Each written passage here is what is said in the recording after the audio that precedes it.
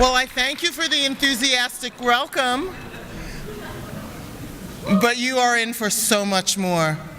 Good evening and welcome to our final Beyond Tolerance for the 2017-2018 academic year.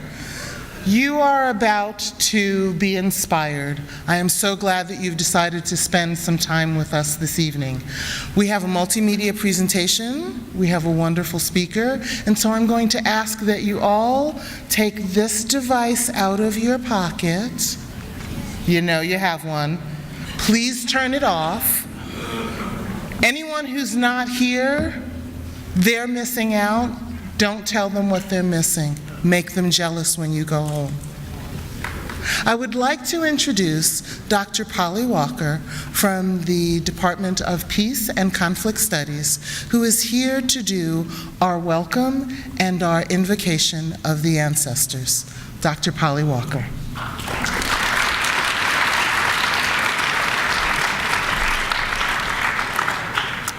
We acknowledge the Oneida Nation, the Onondaga, people of the Standing Stone, who had a village here at the time of colonization. So when you look on all the old maps, this place is called Standing Stone. And we pay our respects to their elders, both past and present. And now I'd like to turn this over to President James Troja.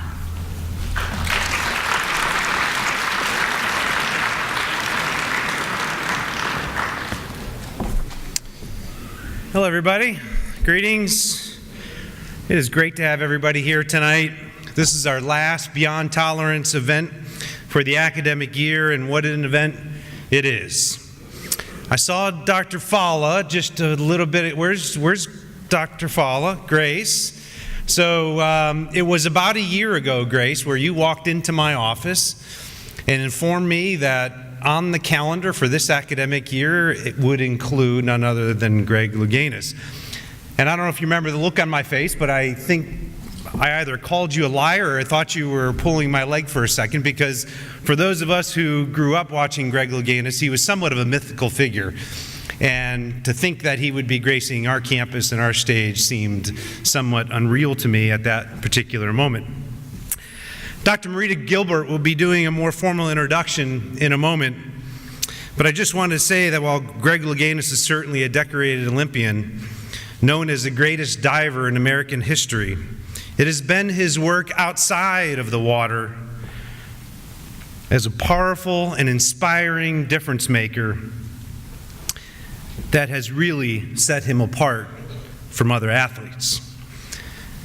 Having had the pleasure to join him for dinner prior to this evening with some other students and staff, I know you will see in him what I just witnessed, and that is a deep commitment to what is right and just, and a sincere desire to connect with and learn from others. He truly represents what Beyond Tolerance is all about. We are extremely fortunate and lucky to have Greg Louganis on campus tonight, so all of us can learn and grow from his many unique experiences and accomplishments. At this time, I want to introduce Dr. Marita Gilbert, Dean of Institutional Equity and Inclusive Excellence, for more formal introductions. Thank you again for being here tonight.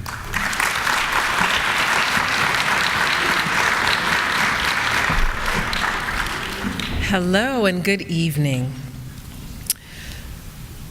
So there are no mistakes. It is not a mistake that our speaker is here with us today. If you will, just indulge me for a brief flashback. I was a little girl during the 1988 Olympics. I remember watching Greg Louganis dive, and it seemed effortless. It seemed, if there is such a concept, perfect. And then there was the moment when he hit his head on the diving board during his dive. And so for a little girl, I was terrified, right? I didn't know what to make of that, but I imagine Greg perhaps was as well. I also remember in that moment that my dad decided that he was gonna make me watch Greg attempt the second dive. And again, I was still kind of mortified, But I remember seeing Greg with a patch of hair missing, his head stitched, and I remember that my dad just admired his grit, right? And more importantly, he was trying to teach me a lesson about not giving up in the face of adversity. There are no mistakes. As I prepared for today, I spent some time reading and listening to Greg's words and how befitting it is that he is our final speaker for this series, even as we, as a campus, are negotiating what it means to move beyond tolerance toward inclusive excellence. In his ESPN documentary, Thicker Than Water, Greg described being dyslexic, being called the N-word, the F-word, being shy, being bullied, being HIV positive when we weren't as advanced in our understanding of the disease or treatment. And in spite of it all, learning not only to embrace his differences, but to celebrate them as well. I have come to appreciate Greg's life as a continuation of the lesson my father wanted me to learn all those years ago. What do we do when we're afraid? We meet our challenges head on, and we do it excellently. There are no mistakes. We will hear from an Olympic gold medalist and the greatest diver ever, an author, an activist, an actor, a humanitarian. I learned even today at dinner that he is also a champion dog trainer and a designer. He is the epitome of excellence, and I've learned in our short time together just a beautiful human who has taught me much about grace. It is no mistake that Greg Louganis is here with us tonight. So first we will hear from him via video, and then I'd like you all to join me in welcoming Greg Louganis.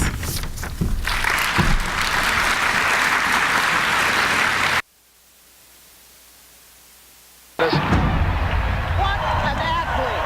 Greg Louganis is your gold medal winner. The greatest diver ever. Yes! What a dive! Greg Louganis, perhaps the most high-pressure dive in history. Perfectly executed. 700! Number one, Greg Louganis, United States. At age 16, he was an Olympic phenom in Montreal, winning a silver medal. Greg Louganis is considered to be the greatest diver who ever lived. Top diving coaches say there will never be another one like him. He's won an incredible 47 national titles, 5 world championships, and 5 Olympic diving medals, winning consecutive double gold medals in 1984 and 1988, an unprecedented achievement. He would attempt to become only the 3rd diver in Olympic history to win both the springboard and platform events. By 1984, Greg Louganis was in the best shape of his life, ready to compete and hungry for the gold. Louganis fulfilled expectations. He won the gold medal on the 3-meter springboard and then went on to win another gold in platform diving. He did it! Greg Louganis is your gold medal winner in great style. By 1988, things were looking up for Louganis as he eagerly anticipated the 1988 Olympic Games in Seoul, Korea. He was poised to sweep the diving events and win 2 more gold medals. Louganis stole the hearts of the world when he hit his head on the 3-meter springboard. Louganis got right back up on the 3-meter springboard and qualified for the finals. Yes! What an athlete! And then the very next day, to everyone's astonishment and joy, won the gold medal. Yes! What a dive! To win, he needed near-perfect scores on the most difficult dive in Olympic competition, a reverse 3.5.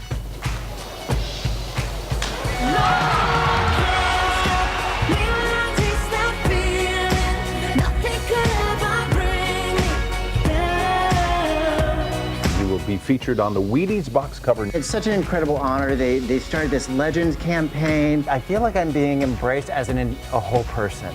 I came out in '95 about my sexual identity, my HIV status. You know, I really come into my own and out to the real world. It was just amazing, just a groundswelling of love. To be here today is so incredible. God, I'm 56 and I'm a part of a body issue. You know, I never dreamed of that. Make it easier to sing, yeah.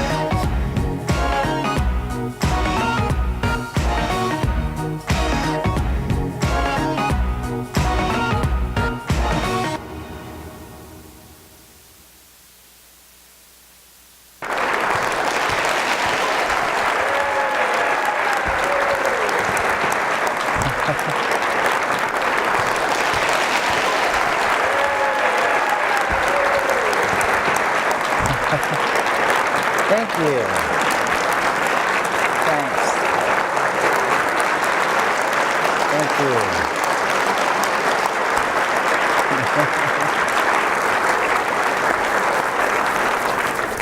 Thank you very much. Really, really appreciate it. I mean, it's such an honor to be here at Juniata College and speaking to you all. And I want to.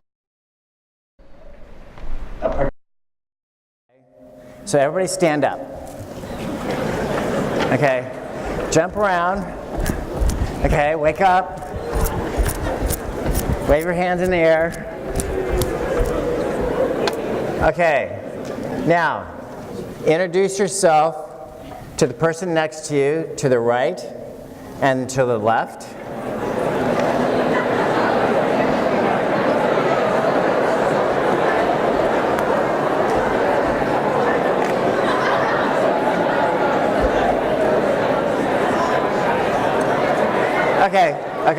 Okay, enough.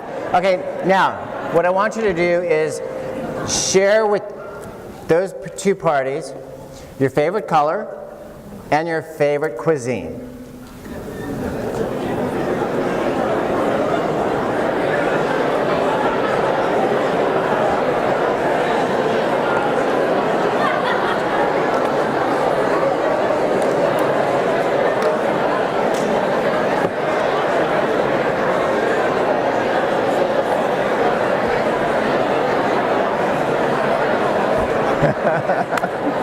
I think we can go on for a while with this. But let's go ahead and get started. Go ahead and have a seat.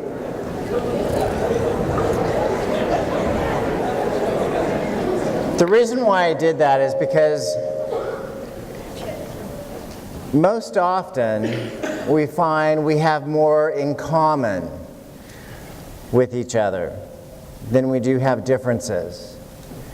And they gave me all these bullet points and you know, about intolerance and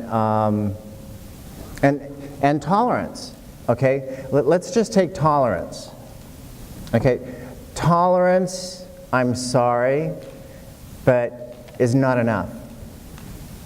Acceptance is what we're striving for.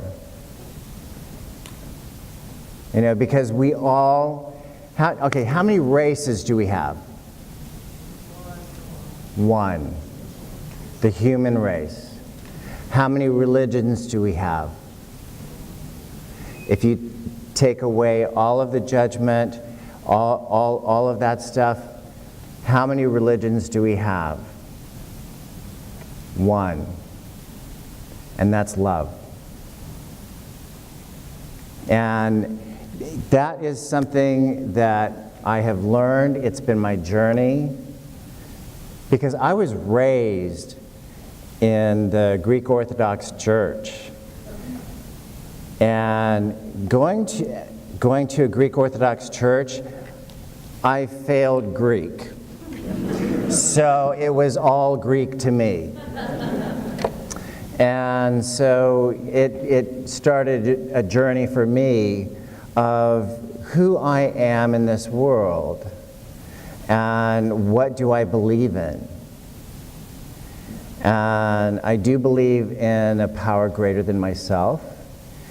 And I do believe in love and kindness. When I started, a lot of people don't know this.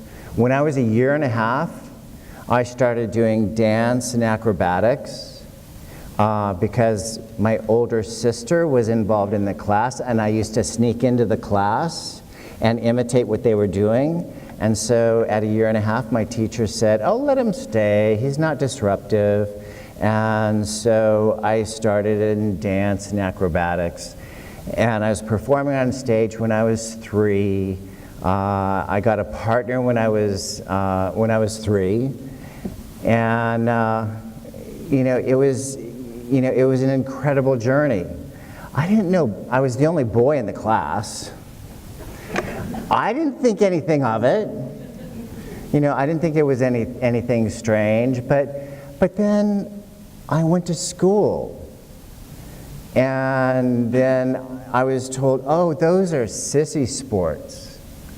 Oh, you must be a faggot." And so then the onslaught of those names. I grew up in a suburb of San Diego, which was very Caucasian, and I had very dark skin, and so I was called a lot of derogatory names. And so, I learned a lot about that. The one thing that was really interesting to me is once I reached high school and I was at my first Olympic Games and I came back, and then all of a sudden all of these kids who used to bully me were now wanting to be my friends. So it was very, very confusing to me. Because in 1976, I went there to win. I didn't go there to take second. And so I felt like a loser. And I didn't understand.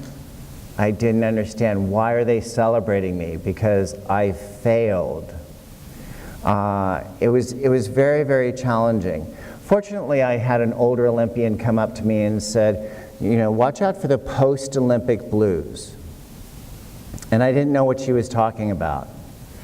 But a year after the Olympic Games, I did try to commit suicide because I thought the world would be a better place without me. And I was a failure. And so when that happened, I had several suicide attempts, because I was bullied pretty strongly, and I didn't have the self-worth. And so the last time that I tried to commit suicide, I took all kinds of pills, and then I woke up the next day. Well, maybe not the next day, maybe the day after, but anyway, I woke up, and then after beating myself up, thinking, "Oh my God, I can't even do that right," and I started thinking, rather than putting my energy into offing myself, why don't I try and figure out why I'm here? And that put me on a journey to try and figure out why I'm here. Is it diving? I don't know.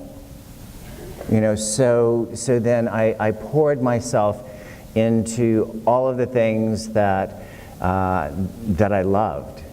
Performing. I was in the drama department.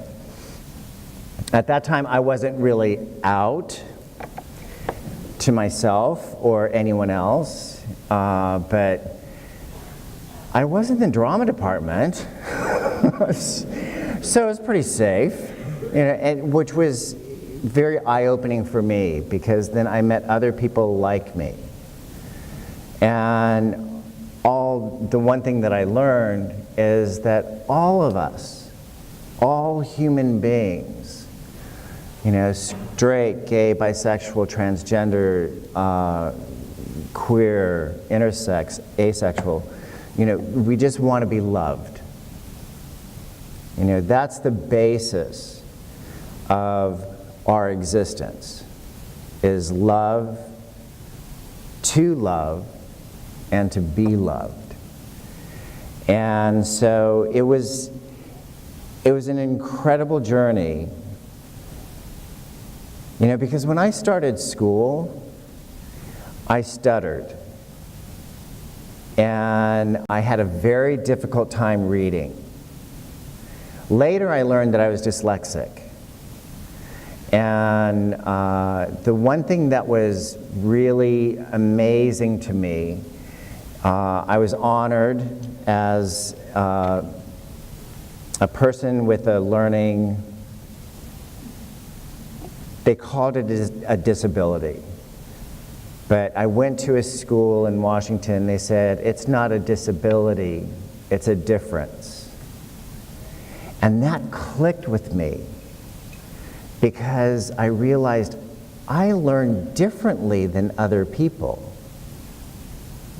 And so it really started me to analyze, how do I learn? I'm a much more tactile, visceral learner. So, I did a one-man show in New York, 97 pages that I had to memorize. And my director is like, get off book, get off book, get off book. And it was very, very difficult for me, because I couldn't take the words off the page to make sense out of them. So what I learned was, after every third rehearsal, I would re-record the entire script and listen to the stories, because as actors, we're storytellers. And so I got into the stories, and then and that's how I was able to memorize my lines. The one thing that happened in my process, because I try not to judge. I try not to judge my own learning. I try not to judge other people. I don't participate in gossip. And this is something that I practice. I practice on a daily basis. Most of the times when my friends start to gossip about somebody, I'll say, oh, you know what? It's none of my business. And so I just got in the habit of that, of not participating in gossip. And so the one thing that happened when I was learning my lines and playing 13 different characters, was that each character in my own mind's eye had a different color. And so one night, it was the second night of a performance with an audience, and I was exhausted. They had me on the morning shows. My director made me go through a full rehearsal. I was exhausted. I got up there. In the second scene, I went up. Actor's nightmare. I had no idea. And I'm thinking logically, okay, the script's backstage. I can't leave the stage. I'm the only one out here. I cannot leave the stage. What do I do? And then all of a sudden, the color came to me. And I got back on script. And I was talking to a psychologist who's worked with many students at Juilliard. And I explained this experience to him, and he said, that makes perfect sense. And I said, well, okay, explain that to me. And he said, when you're thinking logically, that's your right brain, where the script is.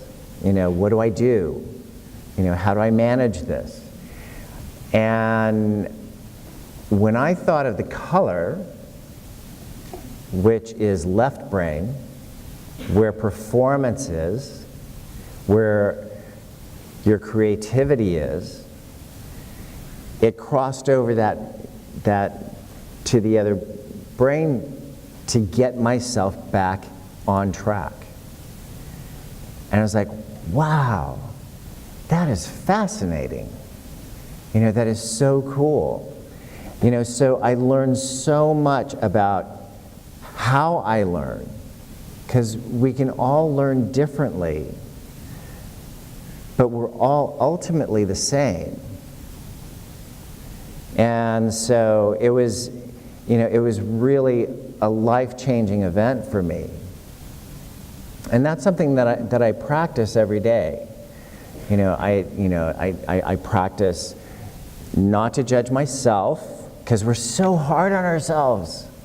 Oh my God, we are so hard on ourselves. We're never good enough.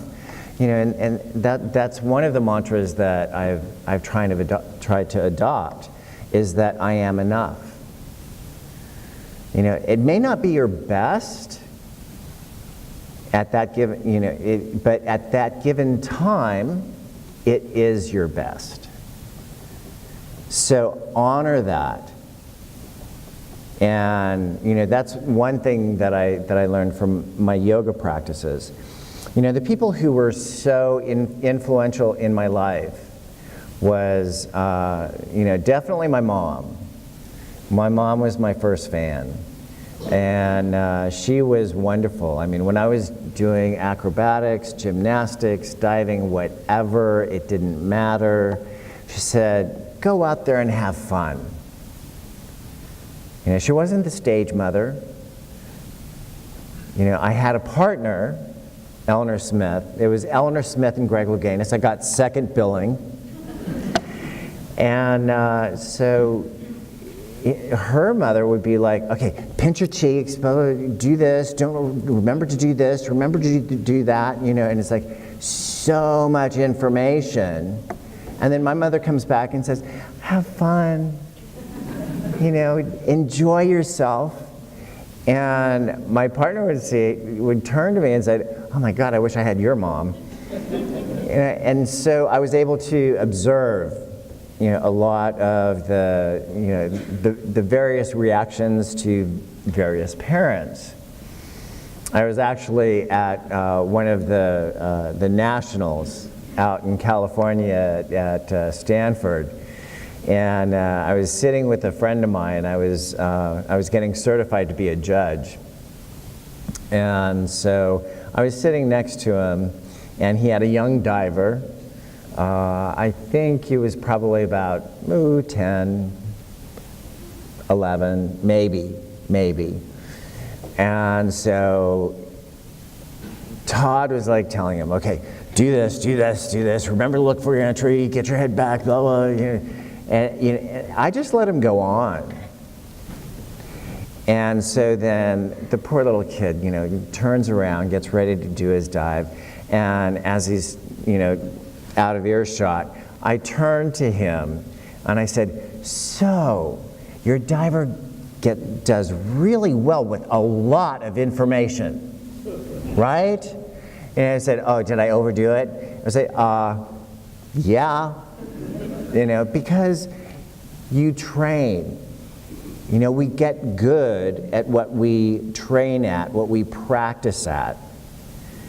We do these things over and over again. The more we practice them, the better we get at it. Whether it's diving, whether it's gymnastics, whether it's dance, that's why you have rehearsals and all that, is to learn. One of my favorite lines is from a dear friend of mine, Jerry Mitchell, who is doing Kinky Boots right now. He's the choreographer. I worked with him on a show. I did Jeffrey in New York, and he was the choreographer for that. And he's a dear friend. And he did a whole hashtag, full out, which basically means a lot of dancers, when they're learning a routine, they'll just mark the dance. They won't dance it full out. So in order for them to really be successful, you have to be dancing full out because the timing and the rhythm changes. So I found that incredibly insightful. And, and that's the way life should be, is living full out. It's like, we're all going to have good days, we're all going to have bad days. Also, I suffer from chronic depression. And it's important that friends check in with friends, because you never know what anybody else is going through. You never know what's there, what they might be dealing with, and it may seem unsurmountable, but in fact, if you share that with someone else, then you might see solutions. It's like, oh, I can do this, I can change that. So it's important. And also just the fact that you care. On the exercise that I gave you, what do you think the most important thing was? Color. Color? Listening. Exactly. You listen. Listen to the other people. Hear what they have to say. Because when it all boils down to who we are, ultimately we all share the same desires. And that's, like I said, to love and be loved. Whether for me, that's a man. I'm married, so we're going to be celebrating 5 years in October. And so it's nice to have that support system. And we can't always do it ourselves. Oftentimes we have to reach out to friends and say, you know what, this is really getting to me and I don't know what to do about it. And then another friend might recommend a solution, or see that, you know what, you're making a mountain out of a molehill. That you're creating this monster that doesn't even exist. Talk about creating monsters that don't exist. I'll share you my story about coming out to my mom. Okay, so I'm at University of Miami, as far away from California as I could get in staying in this country. And so I was in the drama department, and my mom loved to see me perform. And so I was in a production of Equus. I played the young horseman and Nugget, the lead horse. And so then after our opening night, we were all excited, we got through it, yay, and time to celebrate. And then my friends say, oh, let's go to this gay dance club. And I said, I have my mom with me. And they said, bring her along. I'm like, okay. And so I said, Mom, we're going to this dance club. And so she came with us. And it was so funny because, when we got there, they couldn't believe that I brought my mother, number one. And then everybody's buying her drinks. They're treating her like a queen. Well, but I mean, it was so wonderful. And she had such an incredible experience. She always loved my friends. And so then the next night, we'd stayed out a little bit later than we probably should have. And then we had a performance the next day, and we were a little dragging a little bit. And then after we finished the performance, my mother comes backstage and she says, "Can we go back to one of those fun places?" And I was like, okay. And that was her view of it.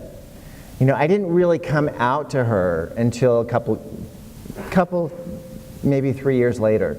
I was involved in a rather volatile relationship. And so, I mean, it was a young relationship. It was very passionate. You know, it was fireworks and all that beautiful stuff, or we were throwing dishes at each other. You know, it was one or the other. And so this was like after we threw a few dishes at each other, I called my mom and I said, "Mom, I need to get out of the place that I'm living." And she said, "Okay, I'll come up." And so we loaded up all my stuff from the house and got it onto the van. And I turned to my mom and I said, "Mom, Kevin and I were more than just roommates, we were lovers." And she said, "Oh, I know, son, what's for dinner?" You know, and here I thought, you know, if my parents knew that I was gay, I mean, the earth would open up and swallow me up whole. You know, so it was an amazing time, you know, that we could share that. You know, because oftentimes we do create monsters that don't exist. You know, you'd be surprised how accepting people are. The other topic is talking about allies. That's something that is so near and dear to my heart. That's the reason why I work with All Out Sports, which is an international organization that celebrates our allies. You know, straight, gay, you know, it doesn't matter. You know, that they're allies. Brennan Badejo, I mean, he's been an incredible advocate. You know, he's straight, has several kids, you know, but he stands with us, and he's an ally. And it's important to have those allies and celebrate those allies. The American group that is, I think Taylor Hudson, Athlete Ally.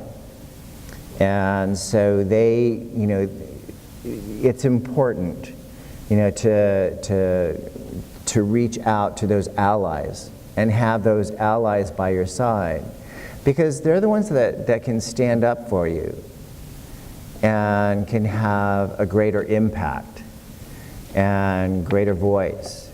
And it's important to cultivate those. You know, and it's surprising when you allow somebody to see a portion of yourself, then they're going to feel safer to feel a portion of themselves. You know, which draws the bond closer. And so that's so important. I love Lisa, I'm going to forget her last name, but Nichols, Lisa Nichols. She was on The Secret. And she saves many, many lives because she goes into the inner cities and she talks about depression.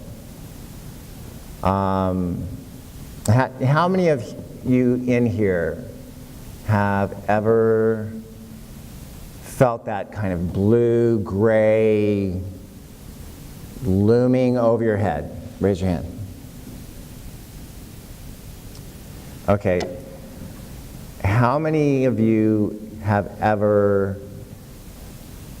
had it so bad that you felt that the world would be a better place without you? Okay, look around the room.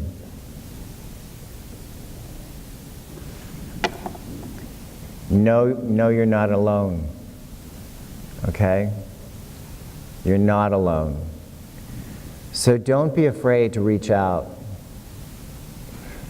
to those individuals that you know love and care about you.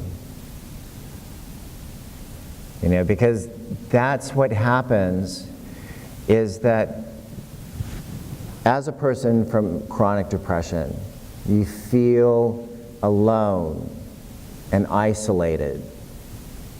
You know, oftentimes, you know, God, especially with this administration, you know, you feel alone. It's like exhausting. You know, but the thing that I try and do, it's funny because like I was on book tour in '95, and I knew that I had scheduled to speak in Lawrence, Kansas, which is right in the backyard. I'm sure some of you are a little bit too young to know who Reverend Fred Phelps is. He used to picket AIDS funerals. He was at Ryan White's funeral, Matthew Shepard's funeral, and not a very nice man, let's just say.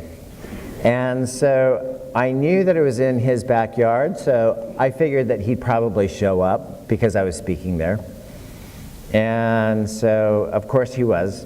And it was funny because like I was getting ready to speak, and they said, okay, we're ready for you. We're going to take you to the stage. And then they start taking me through the bowels of the auditorium. And I said, isn't there a more direct route? And they said, oh, we don't want you to see what's going on outside. I said, oh, I want to see. And so they, just to keep me safe, they said, okay, we'll take you up to the 3rd floor, and then you can look out across the street and see what's going on. And so Fred was there with his entire gang, and you know, with pictures of me, with Die AIDS faggot, you'll burn in hell, 666 on my forehead. And I thought, oh my God, this is so cool. And then during the Q&A, somebody stood up and said, what do you think about the ignorance that's standing outside this building? And I said, oh, Fred? You know, and they just kind of chuckled. And I said, you know, I feel like I should hand him a teddy bear and tell him he needs lots of hugs. Because anybody who spews that much hate can't like themselves very much.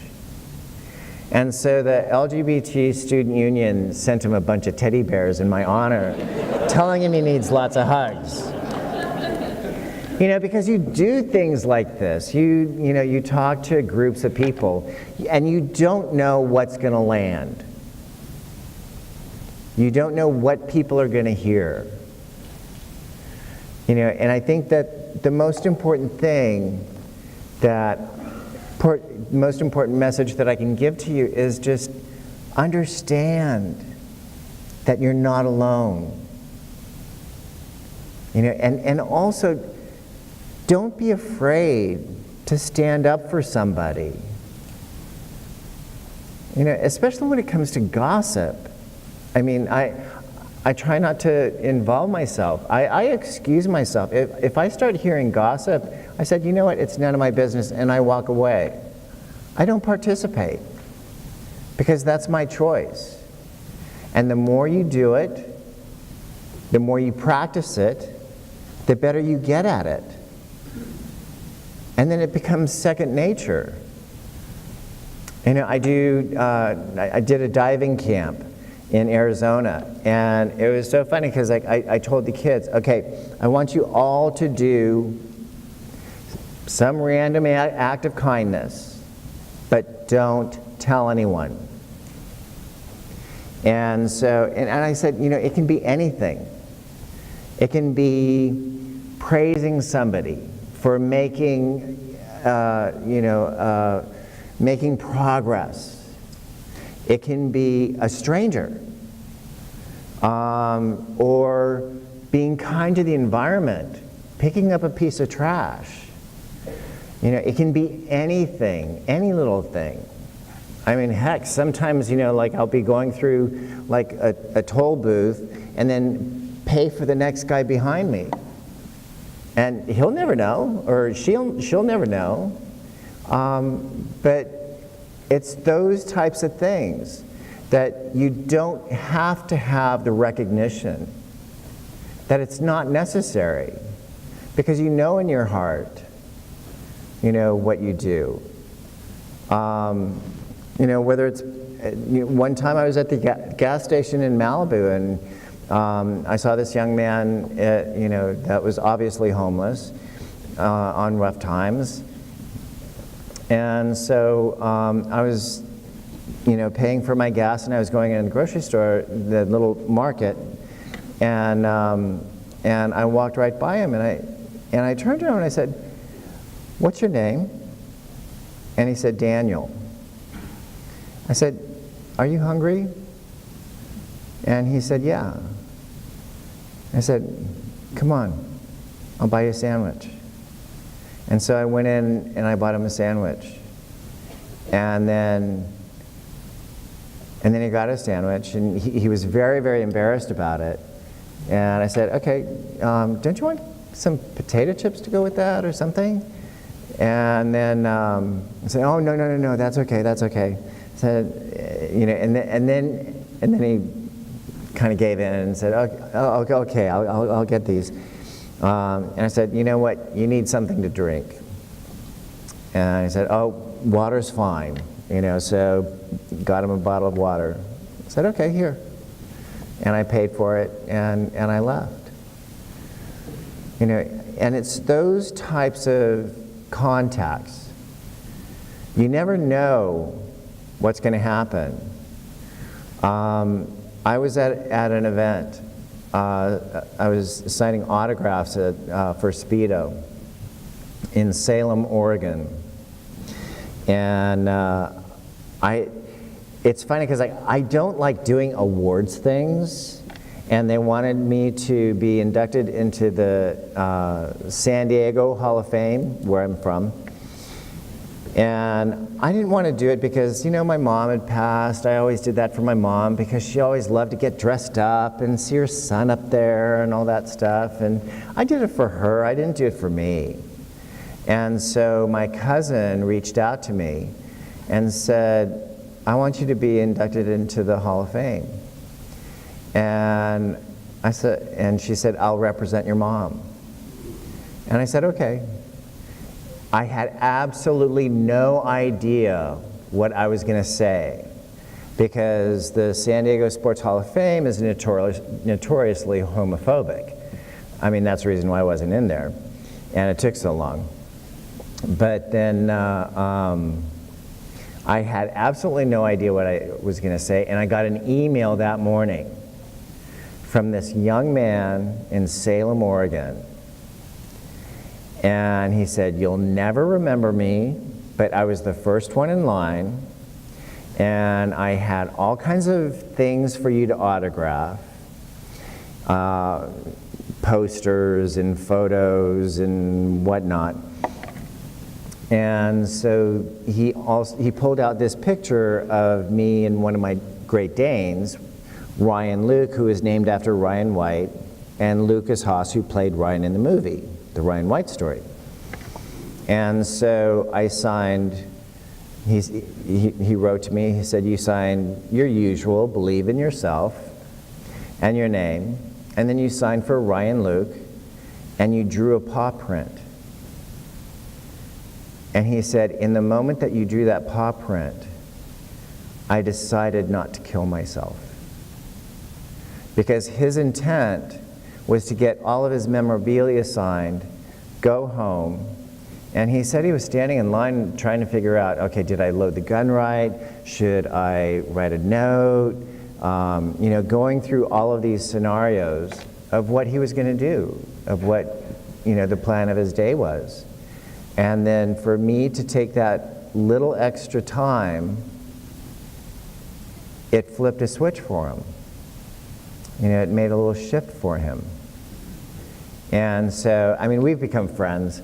he checks in with me, I check in with him. It's like, how you doing? He's doing dog rescue up in Salem, and it's just happy as a clam, and has a partner and all that, because I believe he was kicked out of his home because he was gay. And so, yeah, you never know how you're going to touch people's lives. Even going to the grocery store and walking down the aisle and smiling at somebody and saying, hi.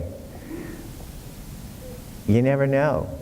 You may have just saved that person's life because they were feeling alone and isolated.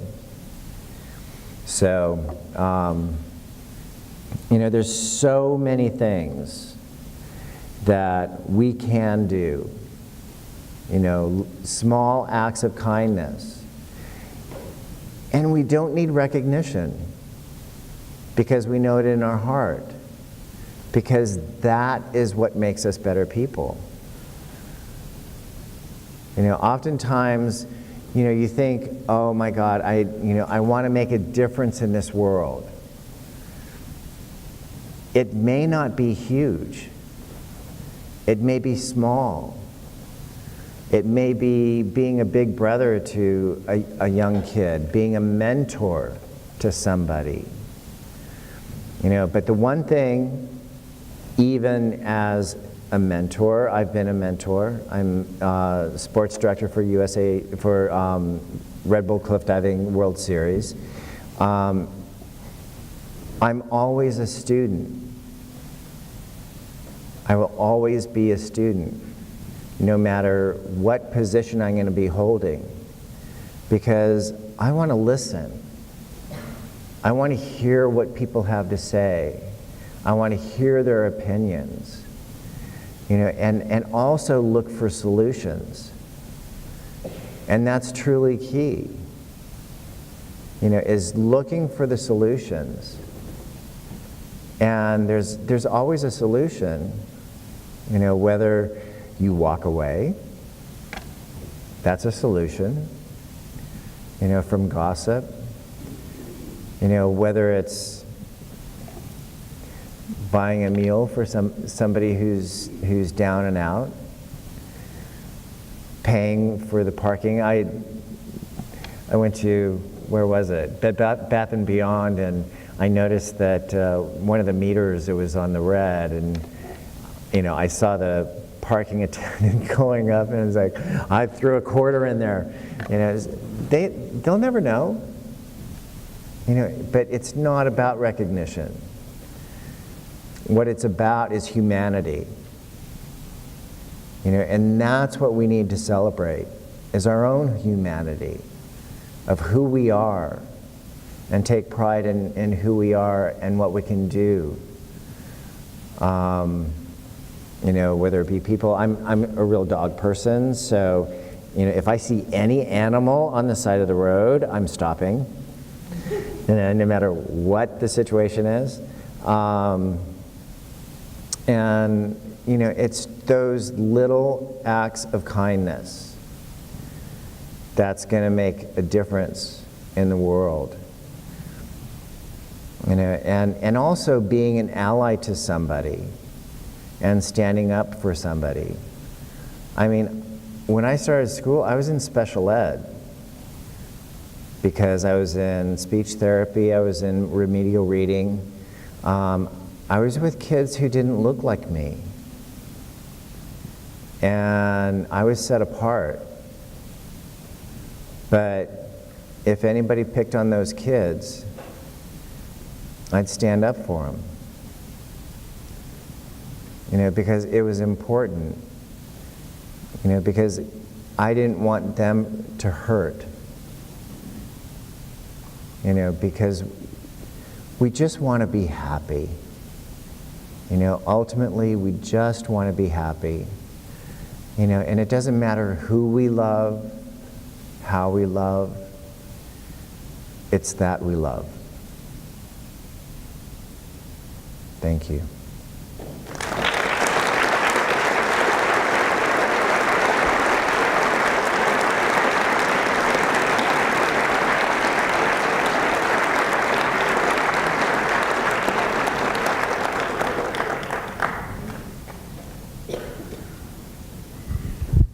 Thank you so much. We have time for some questions from our audience. So we ask if you have a question, please come to the microphone so that everyone can hear you and so that Greg is able to respond.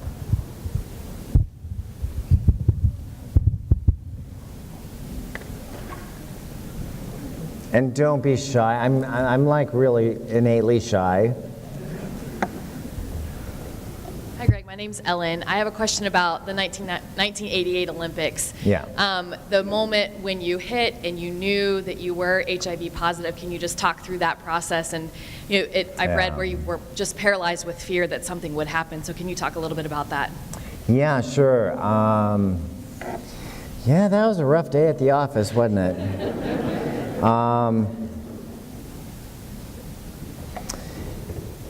This is back in 1988.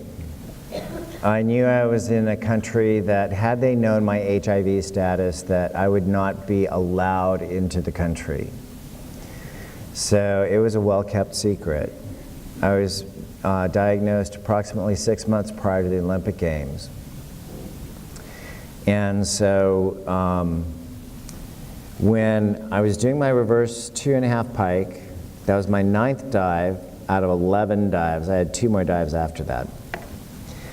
And so I took off the board. I knew that I was going to be close to the board. So usually you worry about hitting your hands or your arm or something like that. So I came out wide to make sure that I didn't hit my hands. But I heard this big hollow thud. And I go crashing in the water, and I was like thinking, what the hell was that? And then I realized, oh my God, that was my head. And then my first emotion was embarrassment. I mean, I'm supposed to be a pretty good diver. Pretty good divers aren't supposed to do stuff like that. I mean, I was just so embarrassed, and I was trying to figure out, okay, how do I get out of this pool without anybody seeing me? You know, I was actually considering swimming to the opposite side of the pool and getting out over there. But I thought, no, there's no way. And so I climbed up out of the pool, and Jan Grunde Vegard and Jesus Mena was right there. And I was holding my head because I wanted to hold the blood in. Because injuries like that, everybody says blood in the pool, blood in the pool, blood in the pool. There was no blood in the pool. You know, when you have an injury like that, trauma like that, it doesn't bleed right away. So then, you know, I didn't want anybody touching me. But I wanted to hold where I hit my head. And then by the time I walked around from the 3-meter and met my coach, then the blood started trickling down my hairline. And my coach didn't want other people, divers, judges, anyone, to know that I was injured. So he kept pushing the blood back up into my hairline so nobody would see it. This was '88, and so we didn't have latex gloves. And I had 2 doctors, Dr. Ben Rubin and Dr. James Puffer. And I was face down. They sewed my head up. We didn't have time to use anesthesia. So that was a lot of fun. And so they sewed my head up, and once they sewed my head up, my coach, Ron O'Brien, turned to me and he said, "You have a wonderful career to look back on. You have all these records." He said, "You don't have to get back up there. And if you decide not to, I am behind you 110%. You can do whatever you want."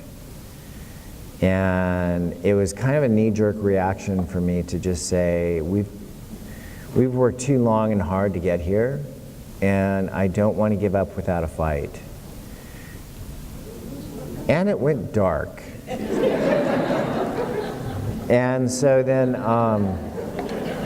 it didn't. I was totally conscious. I was totally conscious through the entire thing. Because that was another question. Did it knock you out? And so I knew that I'm a performer. I'm not a competitor.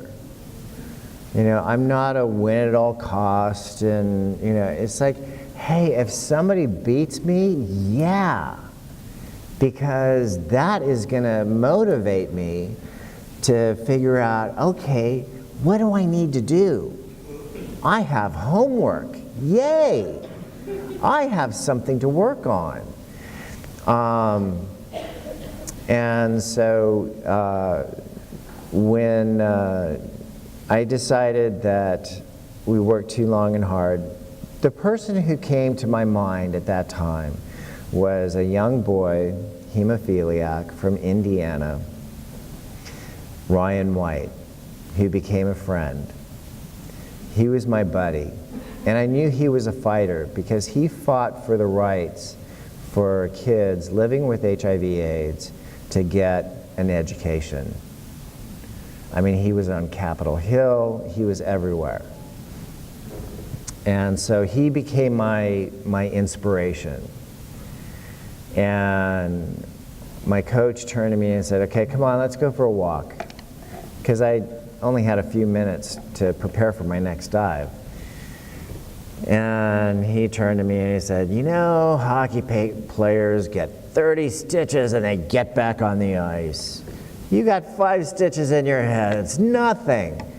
But I didn't know what I did wrong. And my next 2 dives were in the same direction.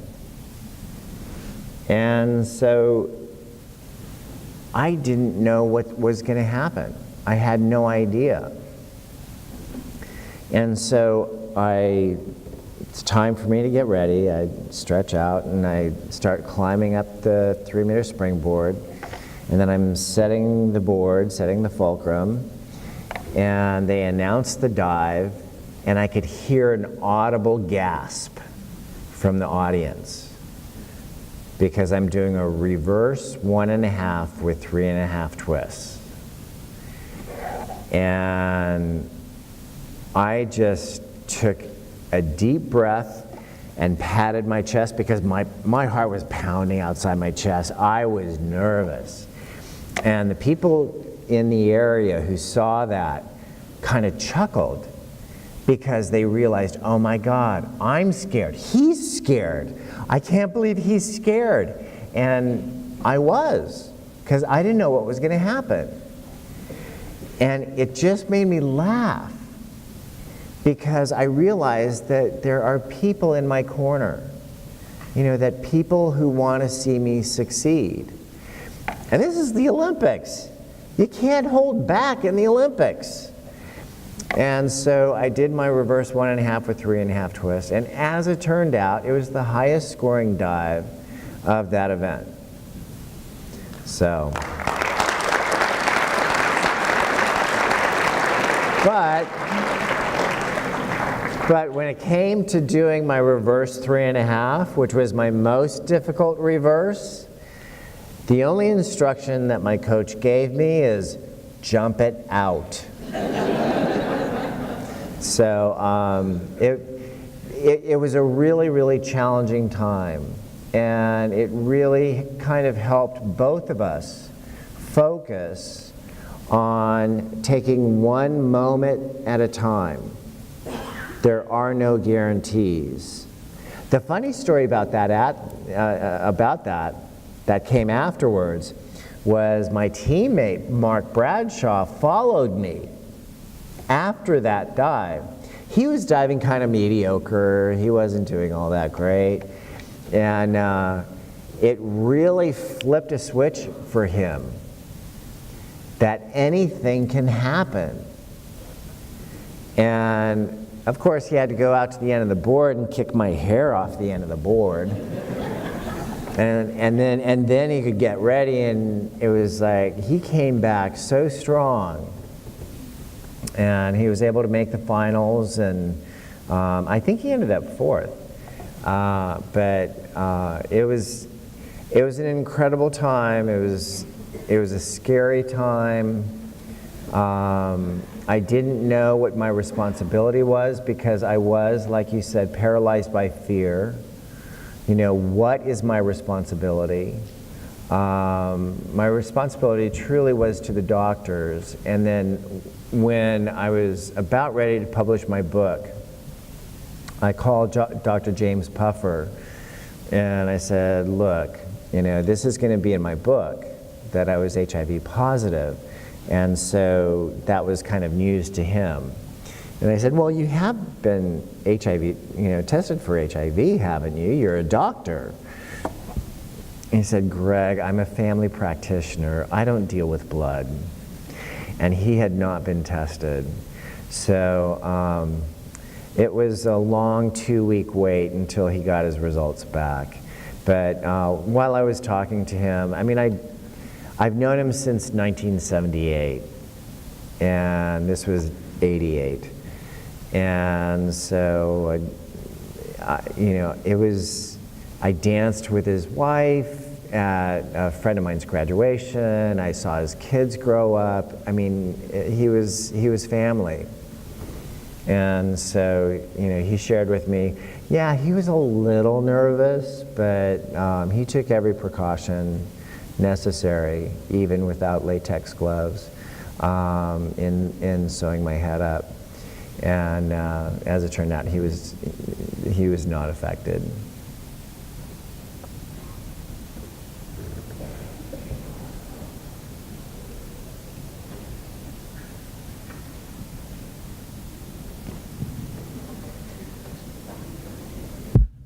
So I was going through your biography, and I read that you had been doing gay rights activism. So my question to you is, to people who are in activism right now, in the depths of it, or they're just beginning it, or they're really interested in it but they don't know what to do, what is one thing that you could say to activists now that would really help them through this time?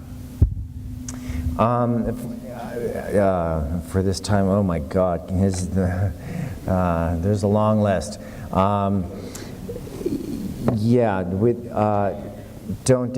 Don't get discouraged. I mean, whatever you do, that's why it's so important that we come together. Especially with this administration. Last year, I was at the Women's March in D.C. It's important that you show up. I was at the Women's March in Orange County, and I was one of the speakers at that event. And it's important.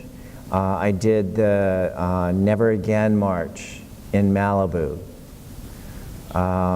Those things are so important to get our voices heard. Writing letters. Sometimes it's exhausting. I have to admit, I mean, there are some mornings where I just want to pull the covers over my head, just because it's just so overwhelming. And I say this, if Trump were at my house and he talked the way that he did, my dad would escort him out of my house. Because nobody talks like that. Nobody who has respect for themselves or others can speak that way. That's the reason why I say, there's one race, the human race. And we do have to take care of each other. We do have to take care of our planet. There are so many things that we have to look after. I mean, look at the endangered species list. There are so many things. We can't correct everything. But we can do is we can start with ourselves and do the best that we can. And also, don't be afraid to touch somebody else's life. I mean, did I share this story? When my husband introduced me as Greg. Or did I share that story? I can't remember. Anyways, my husband, we were shopping, and I get distracted by shiny objects, okay? As you can tell, you know. Anyways, my husband was talking to this gentleman at a kiosk, and he says, "Oh, this is my friend Greg." I said, "Excuse me?" And I turned to him and I said, "I'm his husband." And so when you start practicing speaking truths and saying, "This is my husband," it's no big deal. You know, it's like, oh, cool. It's not a big deal. But to speak your truth and speak your truth honestly, without apology, it is what it is. And you know what? You don't have any control how they're going to respond to that. And that's their problem, not yours. So if you put it out there that, hey, this is who I am, then you find the people who are going to stand by your side, or you're going to find who your friends are. And aren't those the people that you want to surround yourself with? Those supportive people, because they're the ones that are going to lift you up, and they're going to be by your side, no matter what's going on, and be that friend as well. It's important that you have those friends, but it's important to be that friend.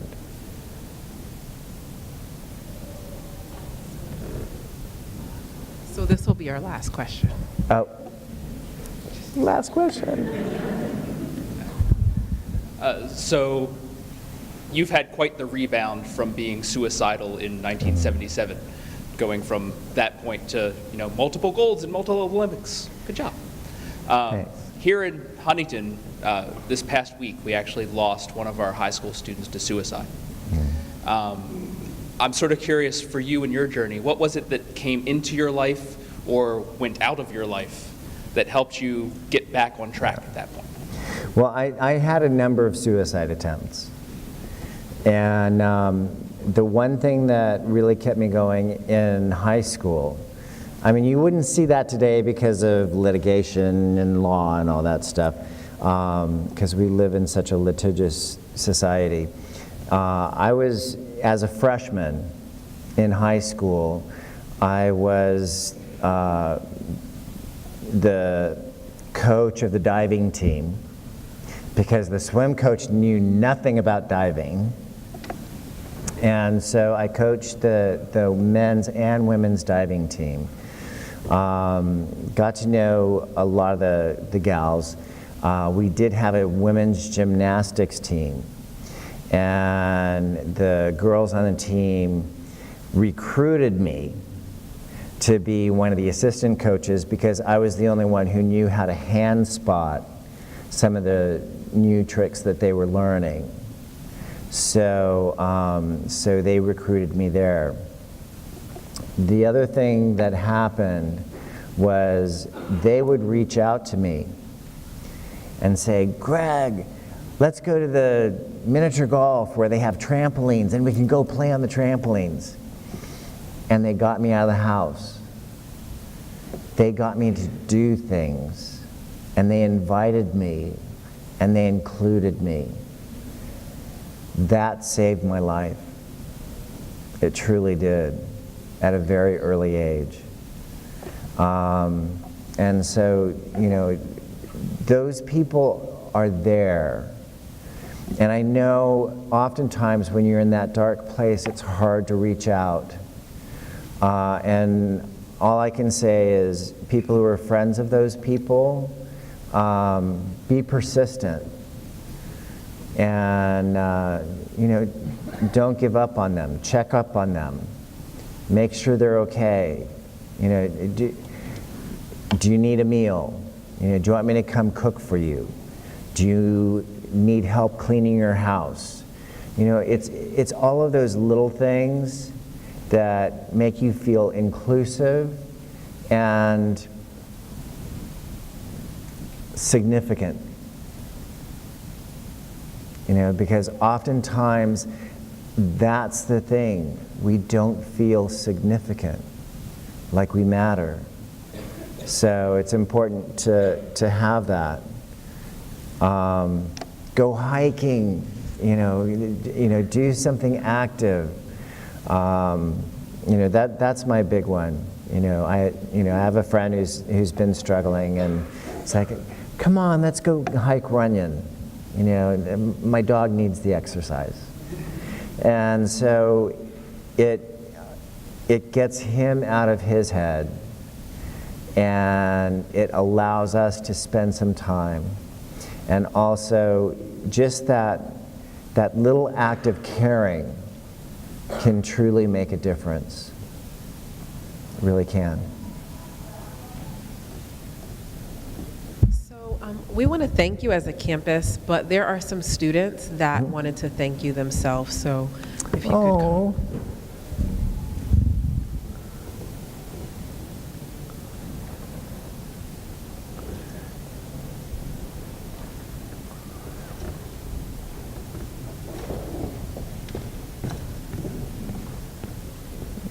Thank you. Thank you. That's so great.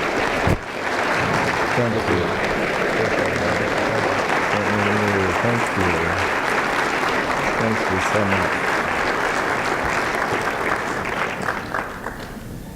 Thank you all for coming tonight, and I hope you got something out of this. Like I said, you say a lot of things. I do a lot of interviews. I never know what people are going to hear or what's going to resonate with them. And, I just hope that, that you got something from this. And thank you so much. I appreciate it.